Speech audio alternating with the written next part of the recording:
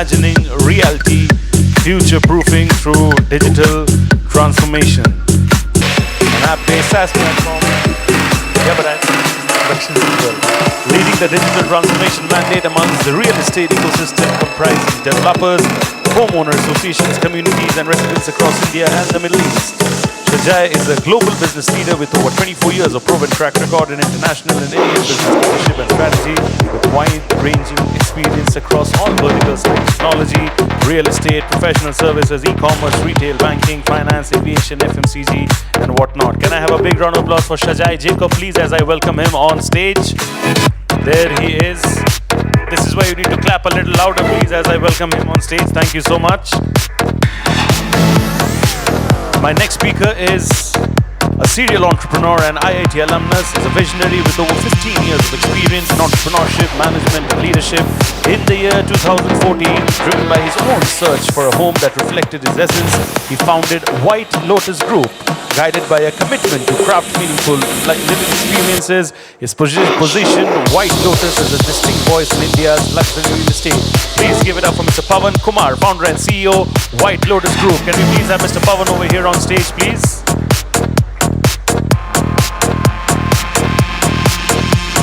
Welcoming Mr. Pavan over here on stage. Thank you so much. Give him a bigger round of applause, please, everybody. Thank you. We'll request all of you to please take your seats as per the photo order. My next speaker is the CEO and founder of Hutch Global, the past president of NAR India. Wow, I love that cheer, right? President and chairman of CREA, a veteran with more than 3 decades of varied industry experience, a learner, coach and trainer. Please give it up for Samir, Arora. Thank you so much, sir, for joining us. My next speaker over here is a real estate leader with over 22 years of experience in the sector across investment and asset management, profit-centric management and business operations in reputed global organizations. India has proven strong investment acumen to identify lucrative investment opportunities, ability to mitigate investment risks, and time disinvestment to enhance returns of project capital. He has in-depth understanding of various asset class and experience of working in multiple geographical markets in the country. Give it up for Mr. Shantanu, Chakraborty, MD, Real Estate, EAAA, Alternatives. Can we please have Mr. Shantanu over here on stage? Hello, sir. Khub bhalo laglo. All right, my next speaker over here. She's responsible for REITs, marketing, outreach and communication initiatives across multiple stakeholders including occupiers, investors, media and policymakers. Has over 15 years of experience as a senior communication strategist with extensive experience in the international finance sector. Prior to joining Embassy REIT, she was the Vice President, Global Head of Public Relations at Pioneer Investments, an asset management firm based in London. Please give it up for Shwetha, Reddy, Chief Marketing Officer, Embassy REIT. Welcome. My next speaker over here has 2 decades of extensive experience in the real estate and infrastructure sectors, is a visionary leader and a key member of the board and is instrumental, absolutely, in shaping the strategic direction and overall growth of his organization. His keen expertise and in-depth understanding of the real estate landscape enables him to seamlessly navigate complex challenges while, of course, maximizing value for the stakeholders. Please give it up for Mr. Sunil, Pareek, Executive Director, Assetz. Please clap a little louder for Mr. Pareek. Thank you. And my next speaker over here has 23 years of experience under his belt. He's spearheading Prestige Group's digital transformation journey, leveraging technology to elevate total buying experience by creating seamless and personalized experiences for customers. His current passion is to transform the construction, engineering, procurement and contracts process and herald the next age for Indian construction industry. Please give it up for Mr. Vishesh, Kaul, Chief Information and Digital Officer, Prestige Group. Give it up a little louder for him, please, Mr. Kaul. Check the speaker, please. It's echoing a little weirdly. Yeah. Thank you. Please update the timer. Warm welcome to everyone. We're in a terrific mood right now. I mean, all the panelists have had a sort of a discussion already outside on coffee and breweries. All right. So I think we're going to have a little bit of fun on the panel, talk about digital transformation, which I believe today is at the cusp of an inflection point. Real estate truly needs digitization because it has been the last bastion where digitization is not hygiene, it's still work in progress. There's a lot more to do. And I believe that, with developers and all stakeholders adopting digitization, there is going to be a marked change as we progress over the next 5 to 10 years. But before getting into the specifics, let me just first congratulate this entire panel for coming together in a very varied and differentiated manner. We have two developers, we have a marketing expert from the pioneering REIT of the country, we have a channel partner, we have a veteran CIO and a veteran in the commercial real estate space, right? So, I mean, what a sort of a motley crew, but a great, and I must congratulate Realty Plus for putting it together. Yeah, so fantastic again. There has been a lot of change, and I'm going to just throw a few questions out. We'd like to get some answers around it and get your feedback. And there's going to be varied perspectives, so whatever you all can pick up, that will be useful and insightful. From what my perspective is, I believe that there is a huge change which is currently happening. Developers are still operating with gut-based decisions, still pretty transactional, right? But at the same time, open for change. Now, I'm going to ask each of these panelists, what are their thoughts on this digital transformation or the digitization that they are seeing, or is there a sort of a conflict happening within their organizations on it? Sunil, why don't we start with you? So I think you started with and I'll set the context maybe then. So real estate traditionally has been a very legacy-driven, gut feel-driven, typical old process-driven industry. Now I'm talking of the last, say, 10, 20 years. The way things used to function were accepted. I think that's how people were conditioned, saying real estate mein aise hi chalta hai. But I think now times have changed. The customers have changed, the preferences have changed. The more of the Gen Zs and the millennials have started influencing the decisions of home buying. And because of which, and also they become very digital savvy. In fact, for them, I would say digital is very innate, because there are kids now who are now 15 and 18 who will become home buyers. They've only seen, for them, phone is default. Like when we tell a teenager saying, phone rakh do, they don't understand why are we telling phone rakh do, because we are conditioned that phones are not right, but for them. So digital, innate, highly aware, well-connected consumers who have come in, there is a mismatch for sure. I think the customer expectations is now increasing faster than the maturity of a developer. The pace at which he's sort of developing, and that has to be bridged. And to set the context, apart from the basics of do a good design, be well governed, I feel technology will bridge that gap. So, and that is happening. I would say we are kind of an inflection point. I mean, low-hanging fruits have been explored, but there is a lot to be explored going forward.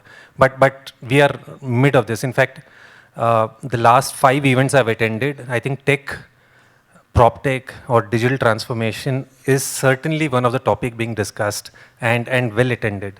Yeah, so, yeah, absolutely. Compared to what was there a few years ago. But, the way that it seems, and on the same topic though, Shantanu, and I'll come to you for your thoughts, but I do feel that, that the playing field has changed. It's like you're asking a football team to come and play cricket at the Chinnaswamy Stadium, right? So if the game has changed, like Sunil has just mentioned, the players have changed, the customers have changed, the way you do business has changed, right? Why is this change not apparent? And obviously, is there a mismatch, and do you see this conflict? Yeah, I mean, I think primarily real estate has been driven by legacy companies, and that has, formulated what is transpired. I think whatever little digital transformation or so-called digital transformation that we are seeing, I feel is very gimmicky. Extremely gimmicky in nature, just to kind of, I think it's very, very sales oriented. However, the real digital transformation is in the processes of development itself, right? Today you can do design much better. For example, structural design. There is no reason why it should not be digitized. right? I know of one company which claims that they have a patented this thing that where they can optimize steel in construction of steel construction to get the coefficient much lower than what it is required in a RCC construction, right? And the overall cost of construction is lower. You know, that's the kind of digital transformation that we need, right? You know, we've been speaking about stuff like the digital twins, right? Now these things have to be planned at the start of the project, right? When you're buying land, you have to decide that today, on this land we will build something, starting with digital twin. I will ensure and I'll enforce that all consultants will have to work on that digital twin, right? Now that requires a different mindset, right? That can't be done कि concept design कर लो, schematic में आता है, फिर उसको let's try and figure out if we can do BIM now, right? BIM is for the lack of better word, conflict resolution, right? You know, BIM is not for conflict resolution. I mean, it is, right? But its power is much bigger. So some of these things are not really, done. The amount of data points today that can get captured, even from the ops perspective, is phenomenal, right? If you just capture that data and showcase that data internally and externally, depending upon who the audience has been, the value is created there itself, right? So I think, that is a challenge. If you do not think about digital transformation in the beginning of the project, right, any intervention that you do in the middle is going to look gimmicky. And that's what I think is happening right now. Wow. So I think at the end, if you're left with time, I'll reply to this gimmicky point. I think there are two developers here, both are itching to tell you that, maybe we would want to enhance your knowledge, but at the end. Sure. Shwetha, your perspective on this? Thanks, Shajai, and thanks for having me on this panel. I think, I'm just hearing everybody here. Can you hear? Okay. Yeah. Am I heard? I think real estate, and I think the physical business is the core. You can't take that away from it. And I think the way I see it is, digital infrastructure is a layer that you add. Sorry, can't hear me? I was saying it's physical real estate. Real estate and is a physical business at its core. And I think while digital transformation definitely is needed, very early stages there, but what digital will do is it will add that extra layer on top of the physical, real estate to really kind of take the business to the next level. I think that's we are at that inflection point, like you said. Super. Lots to be done. Super. But I think it's the harmony of both, physical with digital. I think that's because the quality of assets trumps the digital stuff. Great. So yeah. Vishesh, what's your thoughts? And I know that you've been doing quite a bit. And you're from outside the industry, by the way. And you came in 3 years now. See, I cannot say no to digital transformation. Right? So, I think just to pick up on your earlier question, the industry cycle on digital transformation, the awakening that it is a need without which the industry cannot progress the way it wants to progress, has been there for last 3 to 4 years, right? And different players have taken different steps to meet the requirements, as per their ambitions and how they want to treat this.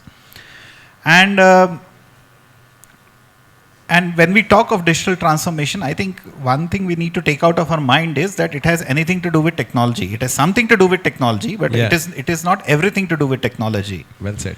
And earlier a point was made over here, you need to, digital transformation is basically reinventing your whole company or that particular process of the company, and then enabling it through technology. That's in the nutshell of it. So if you are doing a sales process which you have been doing for last 20 years, 30 years, and you are just adding a layer of Salesforce to it and then trying to follow the same process, sorry, you are not, this is not digital transformation. This is digitization, but not digital transformation.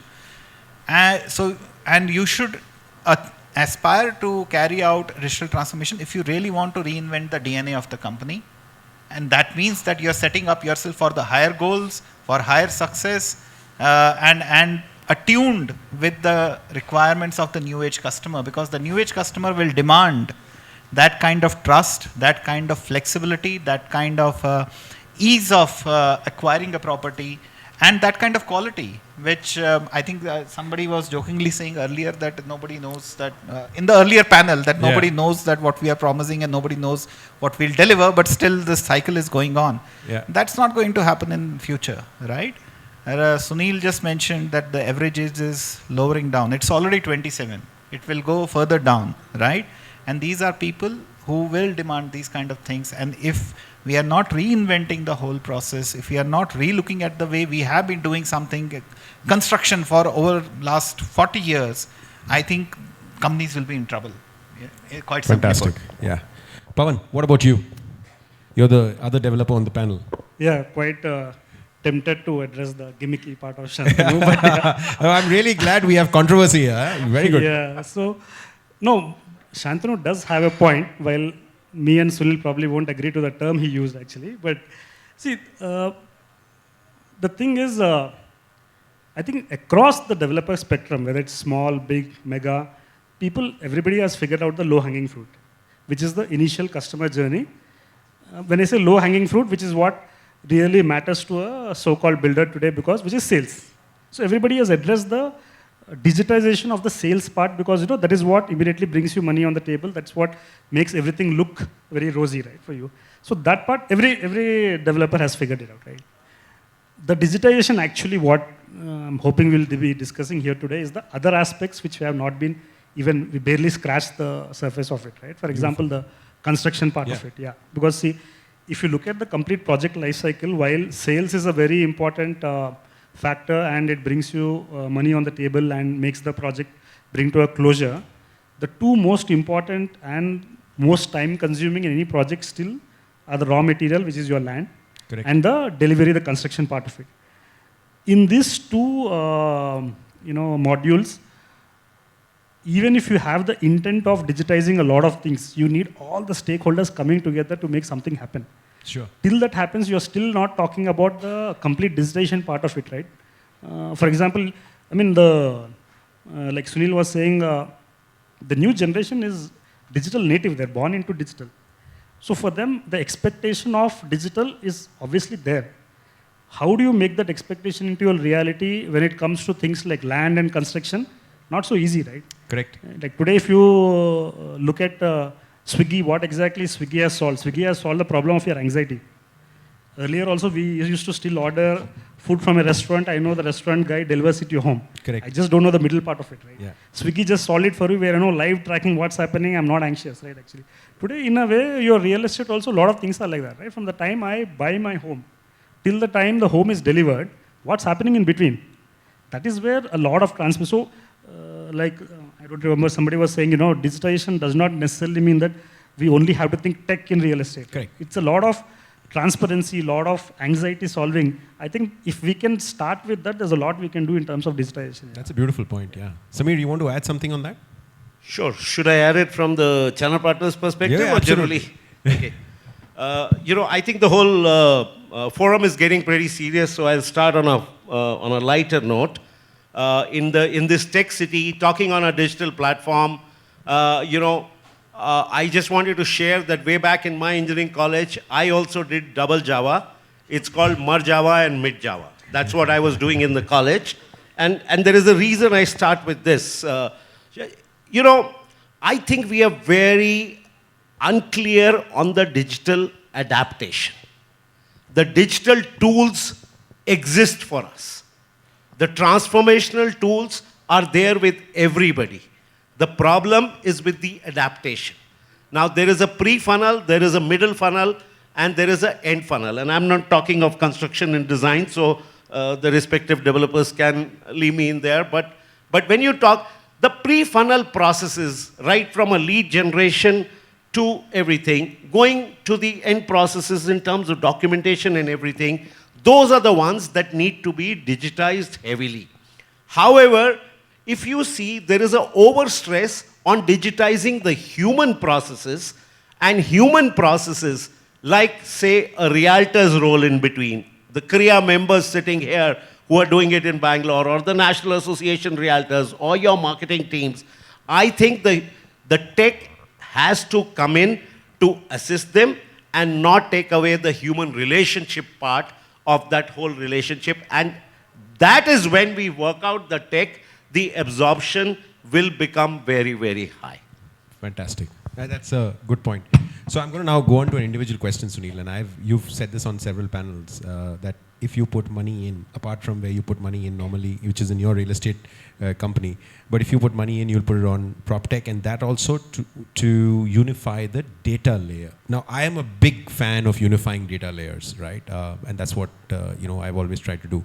But what's your thoughts on it, and why? And do you think this will, if you unify the data layers, it'll become a competitive advantage? It's a moat for a developer?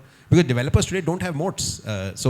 And is that something that you'd look at? And feel free for the full panel to jump in on this, yeah? Sure.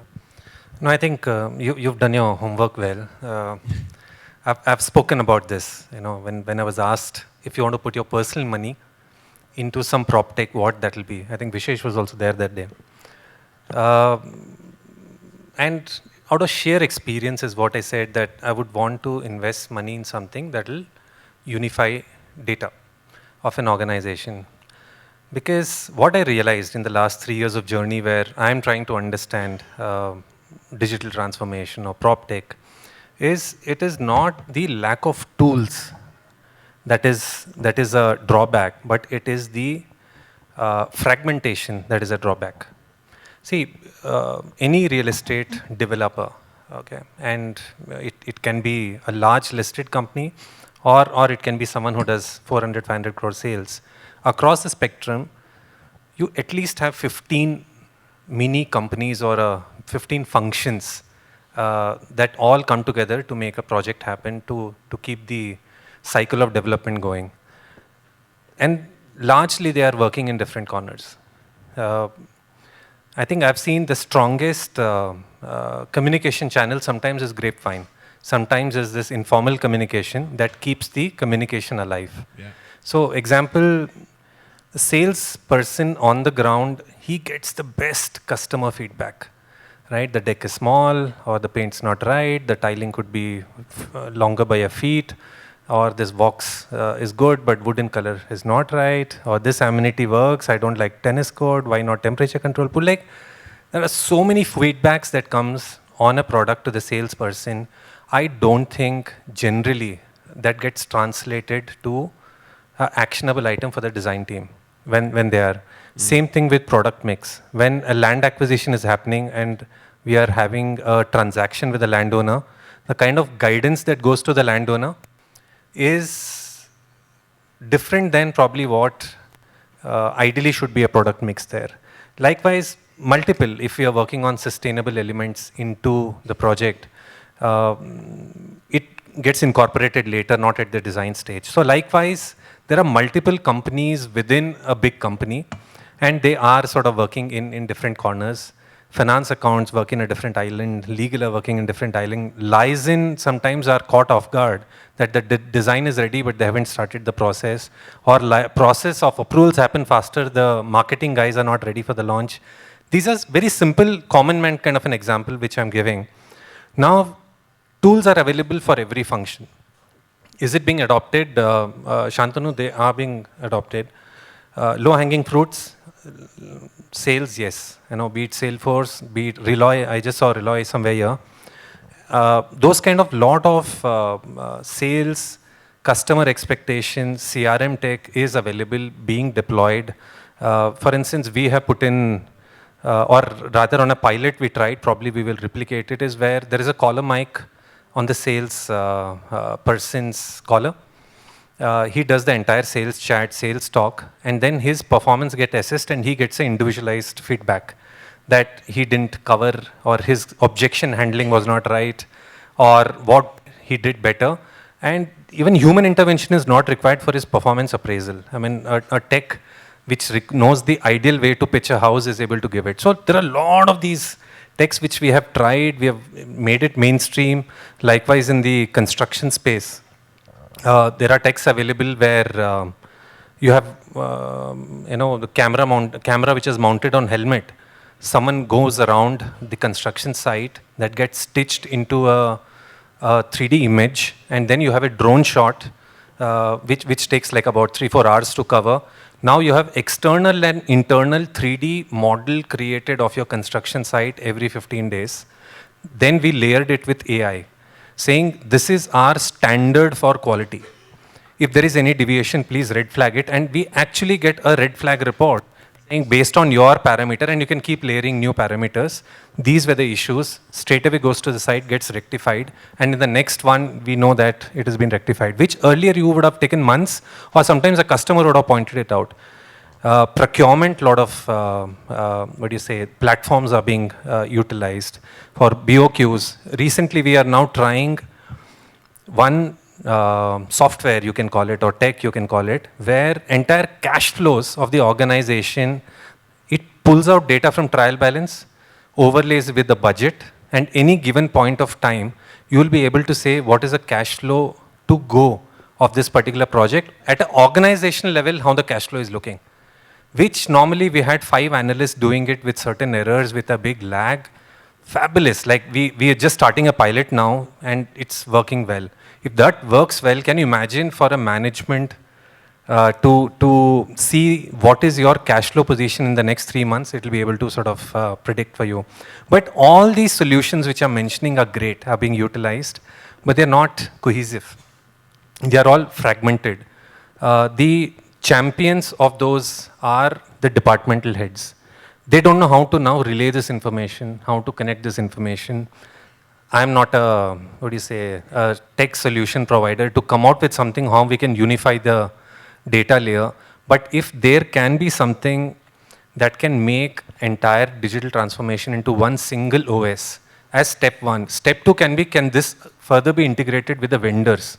Can you imagine the amount of bill certifications, payments, RA bills? Next 10 years will be super exciting. And I'm sure after these solutions which make things efficient, which can enhance your revenue a bit, which can cut your costs a bit, eventually all will move towards unified data layer, a new sort of an OS.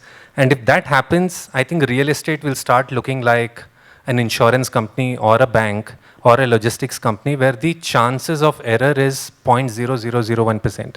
If you have one error in a bank that you had put in some money and that is reflecting differently, or wrong debits and wrong credits, it will make national headlines. That is how bulletproof people think banking, insurance as a sector is. I feel it will take a decade or a little more. Oh, and of course, decision making, of course, will become more intelligence-led, right? Data-led.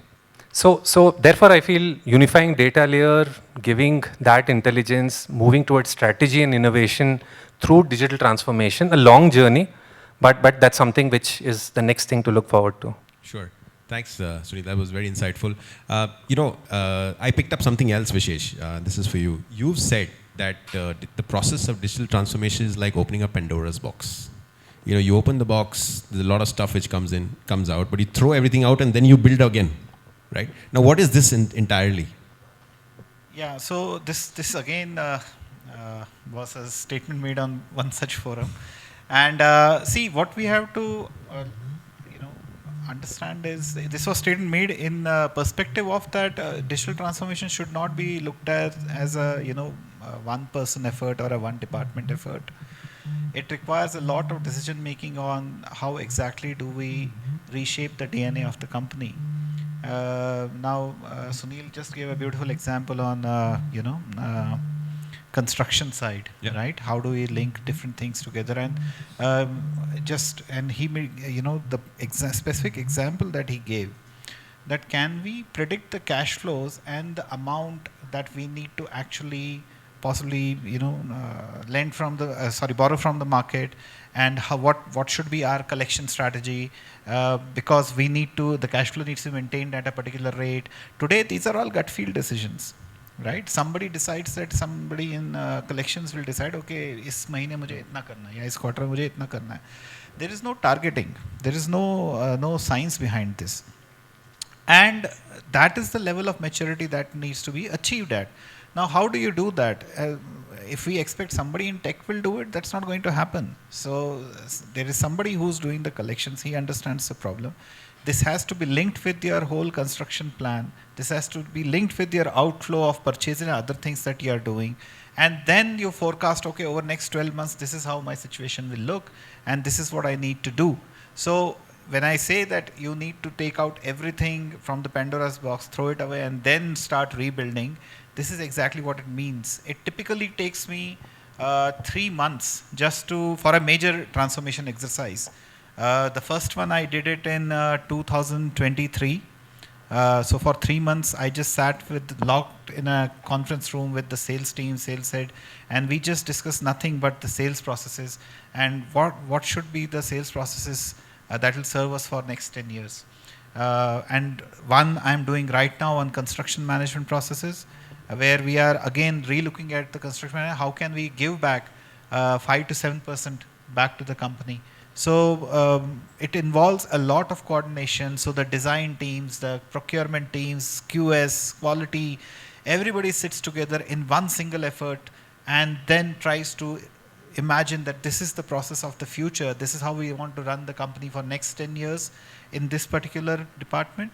And this is what we commit ourselves to, and then we bring in the technology on top of that. So that's Fantastic. what I see. So, I mean, digital transformation. that's a great insight or 101 onto how to start off that process. Relook internally first. Yeah. Shantanu, you are on an acquisition spree, right? Especially on commercial assets, and you have a ton of experience in the commercial side.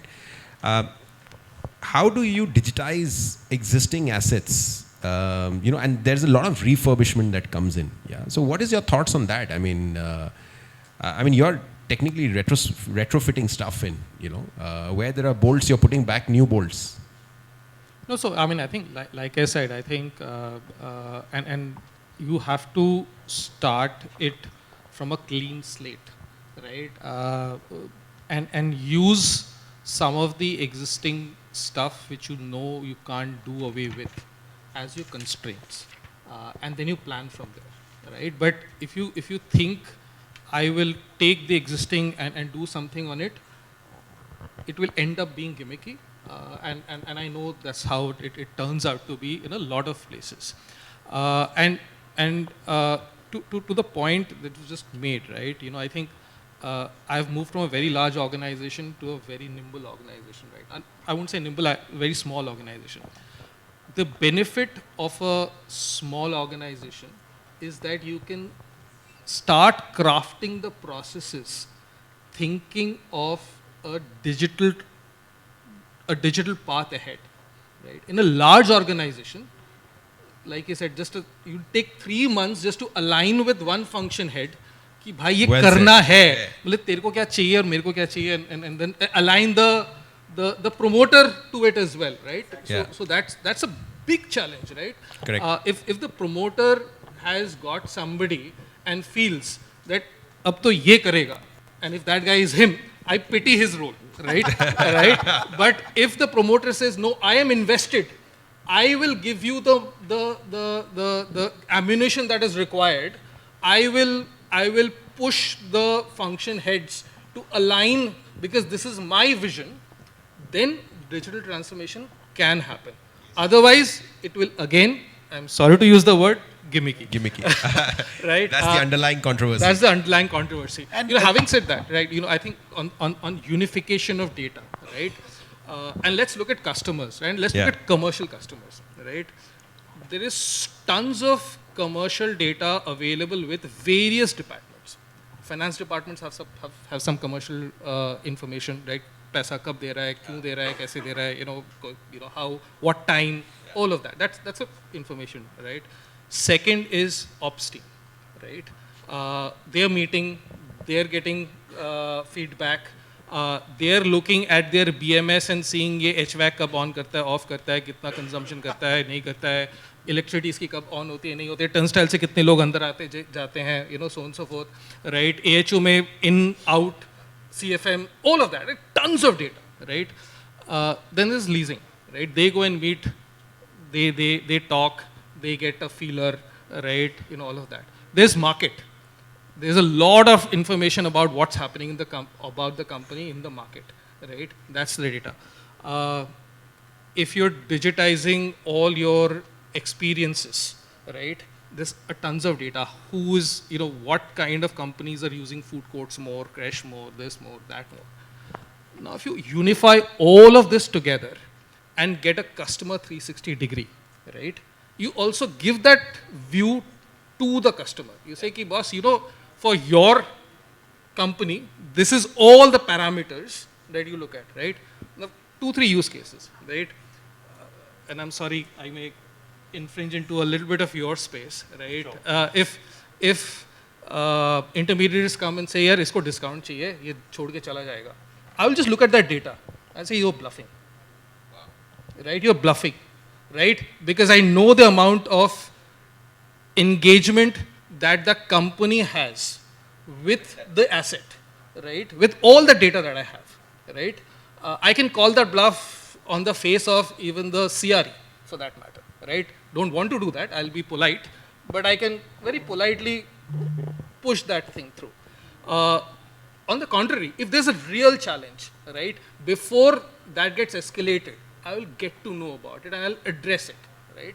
So some of these things are extremely powerful, but unification is required, and everybody, right? If the sales guy says, "Ki, yaar, theek hai, meeting karke aaya hu, but I don't want to enter it in the sales," that's your failure point. Wow. Point of failure is there, right? Superb. Lethargy of that one guy to say that I will not record the minutes of my meeting on the Salesforce is the point of failure, right?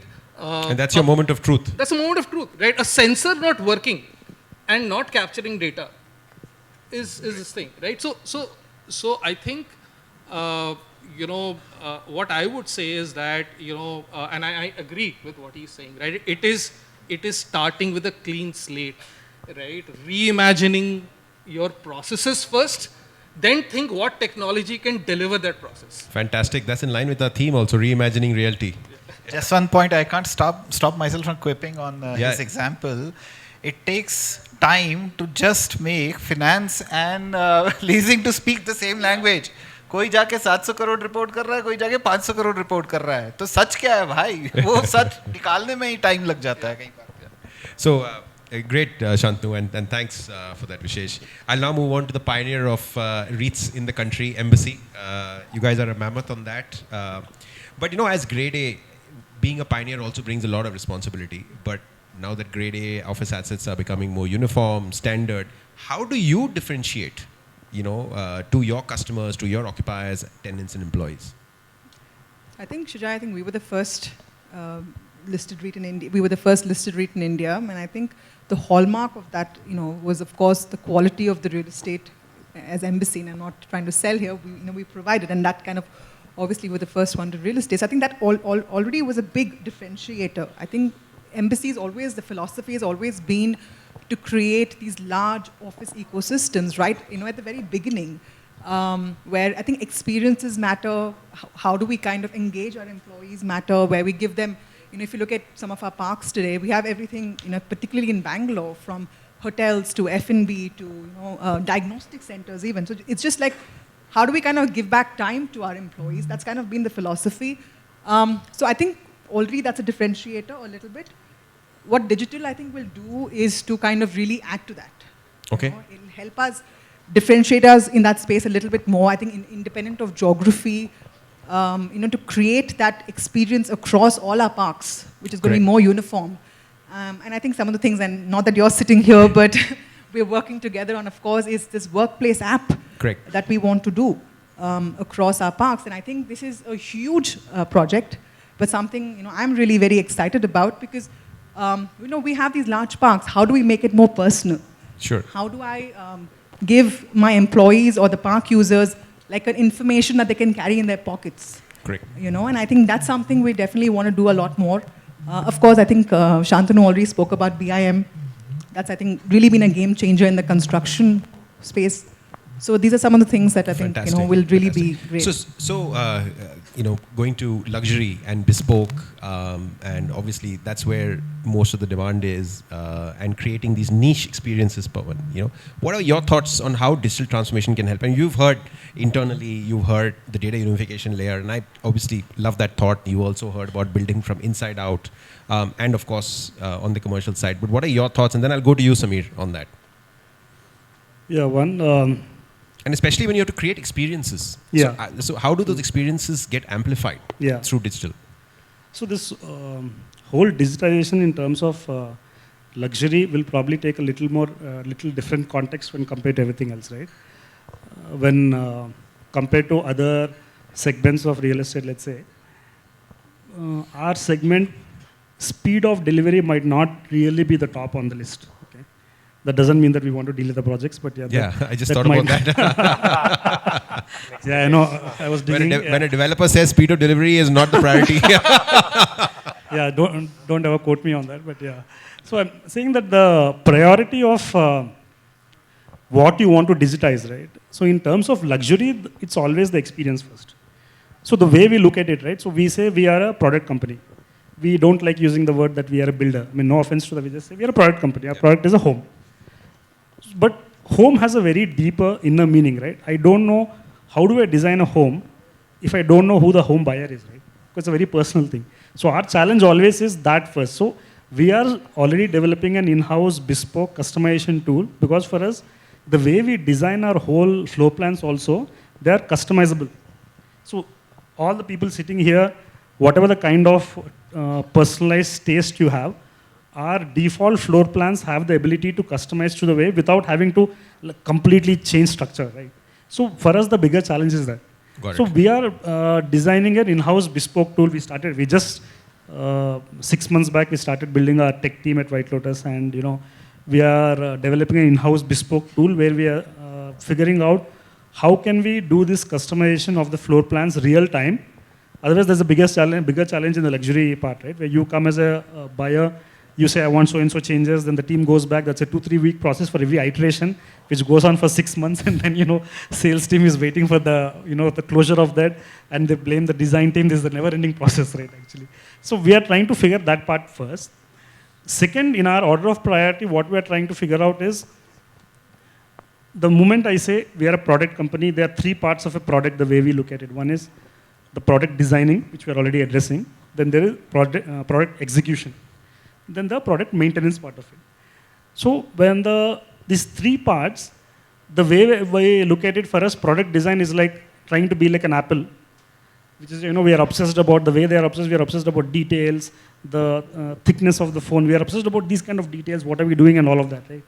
So if we can do Apple kind of design, and let's say, for lack of better example, let's say a Tesla or an Ather kind of a product delivery, right? These people have made automobile delivery into a different process altogether. Great. And if I have to get to the product maintenance, maybe an Oberoi kind of hospitality, right?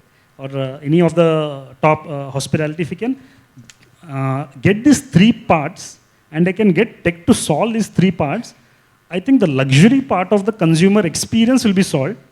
But obviously, we still would not have gone to very deep. We still have to get to the construction part, doing the digital twin part of it and all of that. But in the order of priority, I think for luxury, we are aiming at these things to be covered.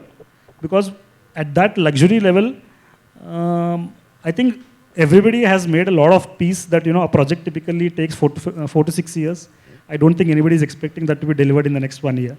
So I don't think trying to solve that problem immediately, any developer is trying to address it.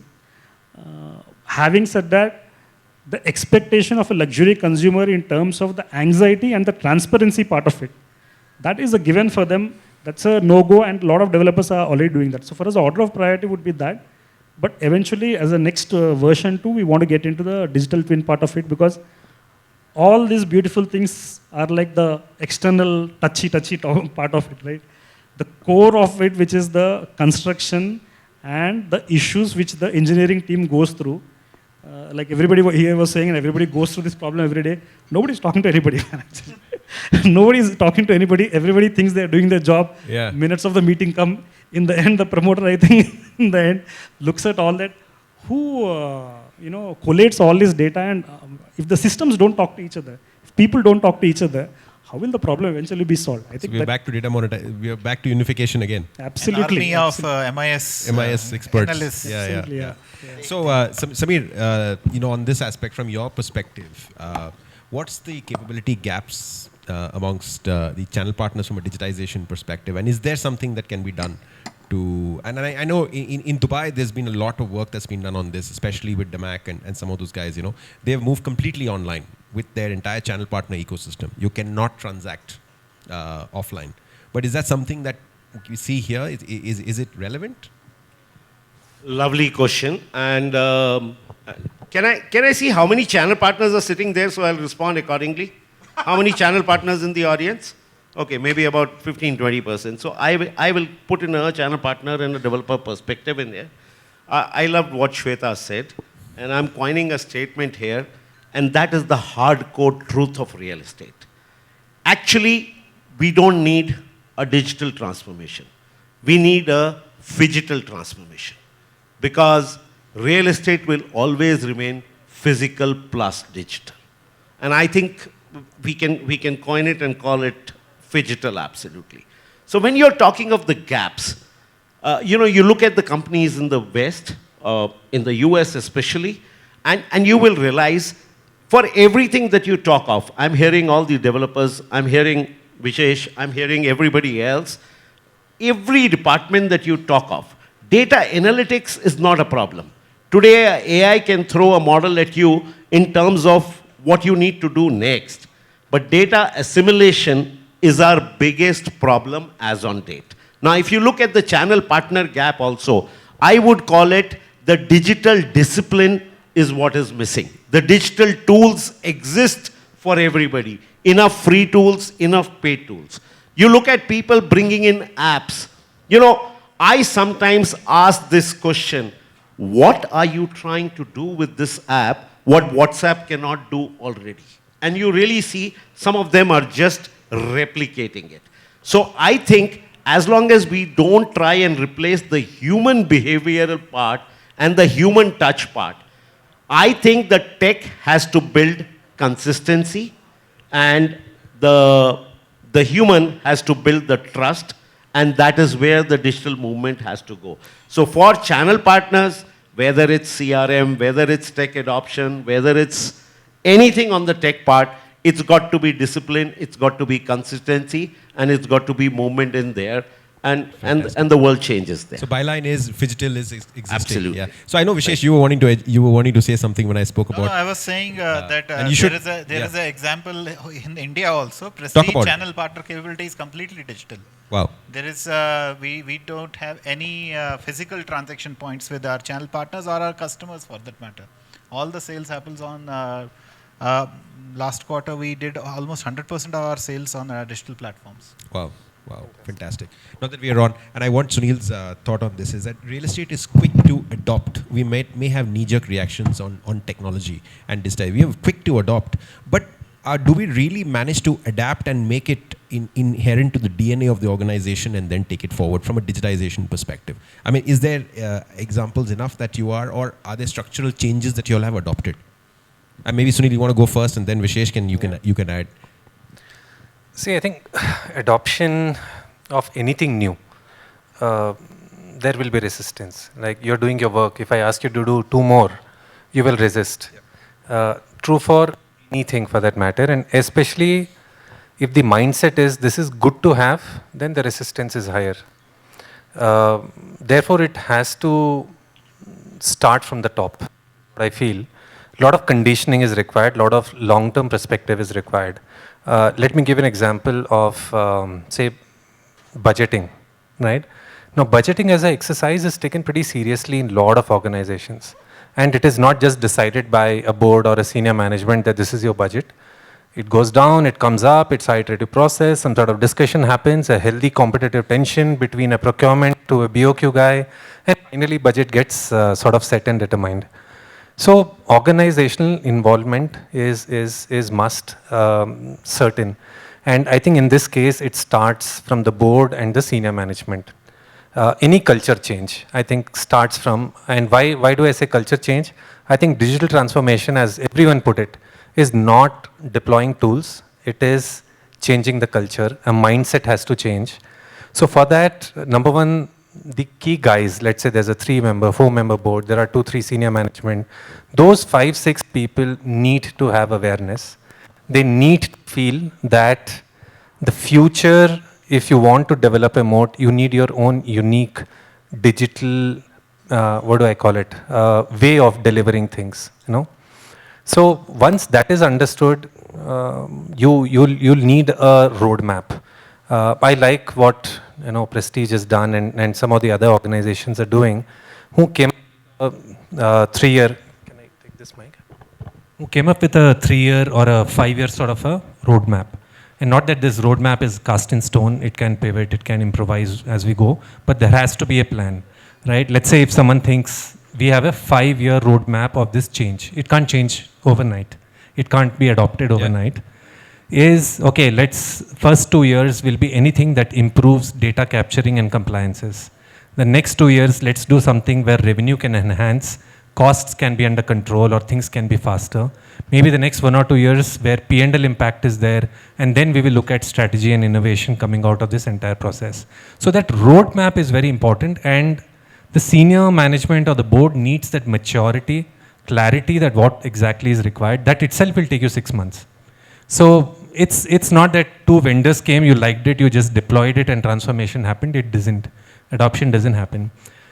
Another important thing that I have observed is the conditioning and the articulation of what we are doing across the organization, telling why this is important.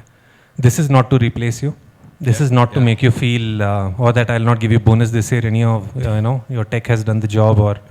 So it is to say that this is your friend, this is your tool, this will enhance your productivity, it will reduce frictions, it will XYZ, a lot of the benefits of it.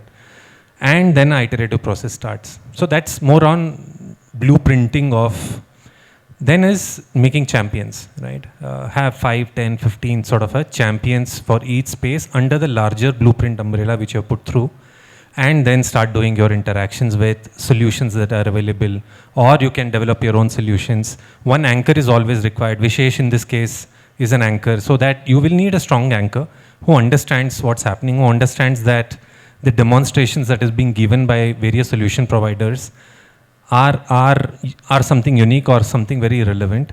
And that's how slowly, gradually, under the larger blueprint, creating champions, articulating that this is something which will help you more like a ally rather than a enemy, kind of a culture, and that adoption will happen, but it has to be taken seriously. Like how any board meeting, first thing is sales, second thing is margins, last May there will be an annexure on ESG, CSR, right? So tech can't be an annexure. Tech has to be a KRA, a KPI.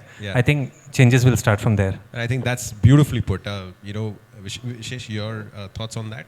Sorry, the question was how to drive adoption? Adoption. I mean, real estate developers are quick to adopt, but they're not able to take it forward. And what do you think should be done? Yeah, so I think I've completely built on what Sunil just said, right? So it has to come from the top. But what we also have to do is within the organization, we have to make the success stories more visible and to the outside world also. And those success stories should not be my success stories. Correct. They have to be the success stories of my stakeholders. For example, it's not me. My criteria of success is that I'm not going to talk about in the leadership forum or on any platform that technology did this for us. It's my sales head of my company who should be talking about it. If he's talking about it, that means I have really addressed a problem area and it's doing something right. Fantastic. If the channel partners who are working with us are telling us what Prestige channel partner app, Prestige Partner Circle is doing, no other app is doing, it's extremely flexible. I don't need to chase anyone to understand कि कौन सा project launch हो रहा है, marketing kit दे दो, मेरा invoice pay कर दो. It all happens on the app. That's my success story. I don't need anybody else to tell me anything. Whether this program has worked or not doesn't matter. Where is that success story being told by my stakeholders?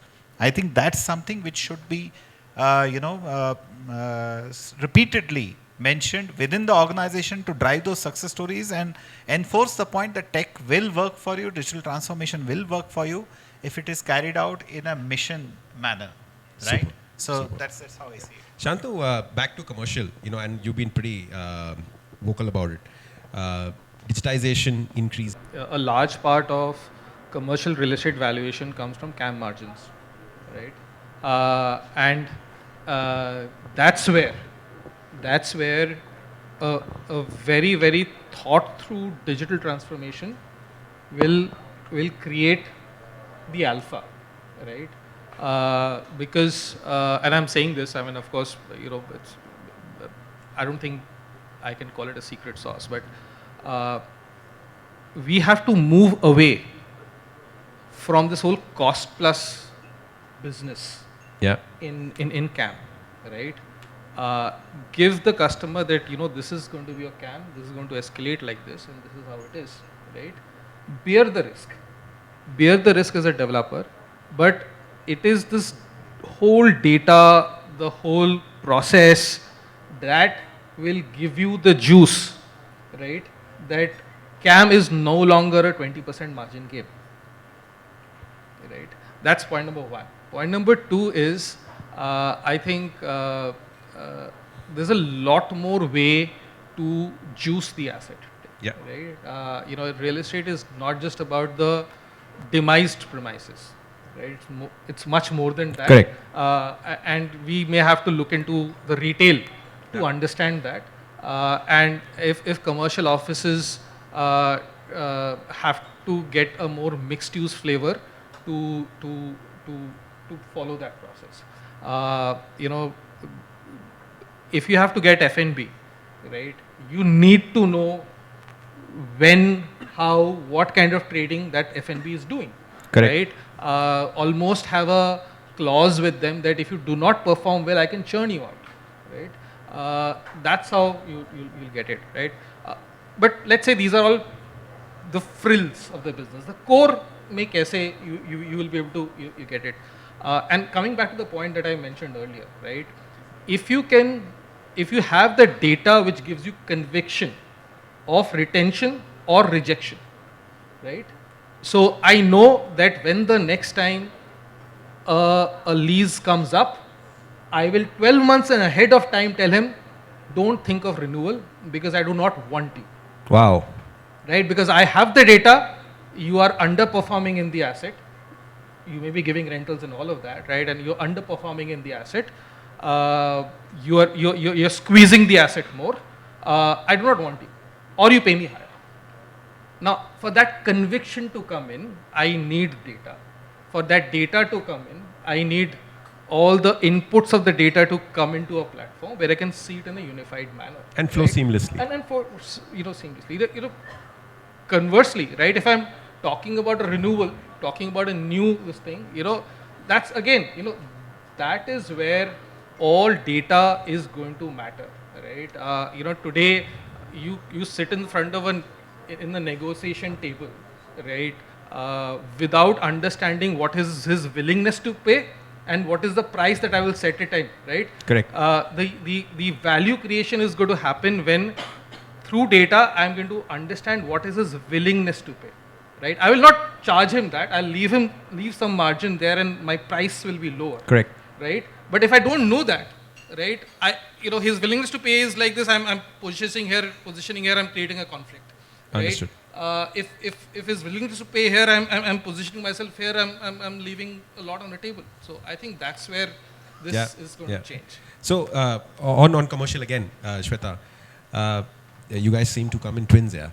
But the fact is that you're embarking on a large digital transformation exercise, and possibly the manner in which you communicate with your tenants, with your occupiers, with your workplace employees will change and transform, right? How do you envisage this? I mean, will it really transform? Will you see a different operating structure? So how do you think this will envisage in the manner in which you are looking at it? I think it will, Shajai, definitely it will. I mean, that's the kind of also the purpose behind it, because if you look at, data, all the conversations we're having with our clients is about them receiving more real-time data on things, for their employees to kind of find out discovery of services, more Park Connect and information, much more like live real-time. And these are some of the needs, and even for the tenants, right from sustainability performances, right? That's kind of ESG. I think Correct. Today, without digital, I don't see how it can work, because Absolutely. you really need digital to really perform well for us to Correct. kind of get that data. Correct. So for sure, I think this is going to be a journey, like I said early on. It's early stages, but very critical. Something that I believe will help us, really go leaps and bounds in the way we kind of provide services. And I think the more we look at real estate as a services industry versus a construction industry, you kind of move from that. You kind of move from how do I kind of really look at experiences, because that's how we look at our creating these large office ecosystems that really elevate the lives of the people that work in our office parks. And with that mindset, I think this digital transformation is going to be a big revolutionary thing for us. We look and forward we're looking to hearing forward more to about it. this in future panels. Yeah. But yeah, Samir, one last question to you. With the public debacle of the first aggregation platform which was there, I don't want to take the name, and not many others gaining scale. What do you see? I mean, is there a future in broker aggregation, channel partner aggregation across the country, regionally? Through those platforms? Absolutely. But like I said, the burn rate is not the way to go forward onto it.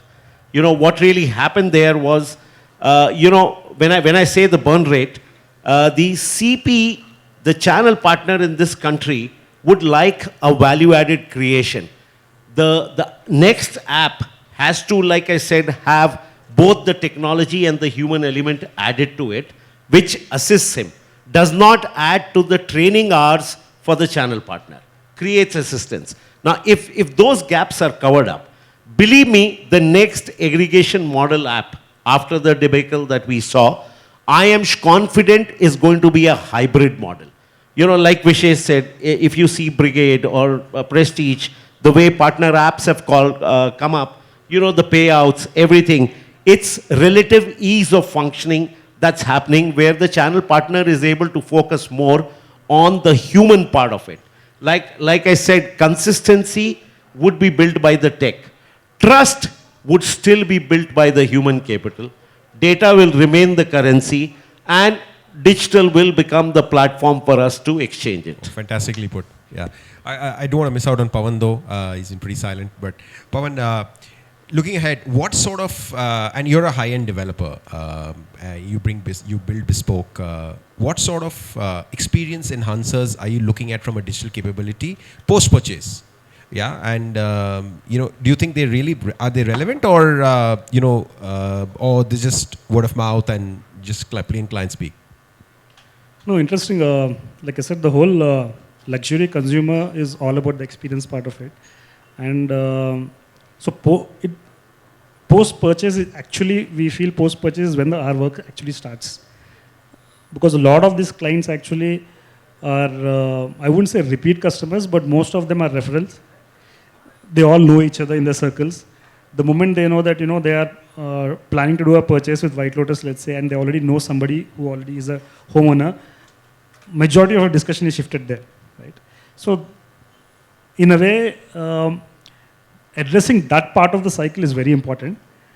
I think we have been quite conscious about that right from the beginning, and 11 years back when we started also, we have been doing the property management of all our projects, and for lifetime actually. So we never get out of our projects, we manage all of them. Fantastic. Yeah, and that's something actually which gives a lot of confidence to a homeowner that, you know what, these guys are around. So I know, and we also tell that to our homeowners that, we know what went into our building, so we are not scared of anything, we are around. That's just one part of it, right? To come to your point, post-purchase, yes, there's a lot of, so one is that anxiety part of it, right? Lot of developers, the mega developers actually have a default clause built in where they say, if you buy an under construction property till it delivers, you cannot come. you cannot visit your property, right? So a lot of these things is where the anxiety builds in, right? So if we can address the anxiety part of it, post-purchase, and of course post-handover once they move in, a lot of other things, right? I mean, simple, like we have been using stack parking in our projects right from beginning. Simple thing, it's a simple toy to operate, but nobody knows that, right? Correct. So these are things where you can give simple videos on an app for people to actually use them. So a lot of these kind of things, if you can reduce the anxiety part around that, right? That adds to a lot of, their customer experience and a lot more referrals after that. Right? Yeah. So I think you've spoken a lot about reducing anxiety. Oh, yeah. Yeah, not to mention the fact don't worry about delivery timelines. But on Like that I said, note, don't quote me on that. on that note, thank you. Lots of insights from this panel. Obviously, a lot of differentiated views, some controversies, some contrarian. And very, very happy and upbeat because the fact there's a lot going on in the digital space and a lot of digital transformation is reimagining the way we do business now and in the future, right? So with that, we'll conclude the sessions because we've run out of time. We could have gone on and on. But having said that, if there are any questions for the panelists, please do direct them. Unfortunately, we don't have time for online questions over here, but then please feel free to connect with them in the networking zone in case you have any. For questions. So, yeah, because we are running late, so I'm really sorry. But any questions for them, please feel free to connect with them offline. Give them a big round of applause for this incredible panel, please, ladies and gentlemen. What I'm going to do is I'm going to be calling up on stage Ms. Rekha Malan, Vice President Growth and Strategy from Addis Uniturn, to please kindly come up on stage and give the token of appreciation to our esteemed speakers over here. Give a big round of applause for Ms. Rekha, please, everybody. Thank you so much.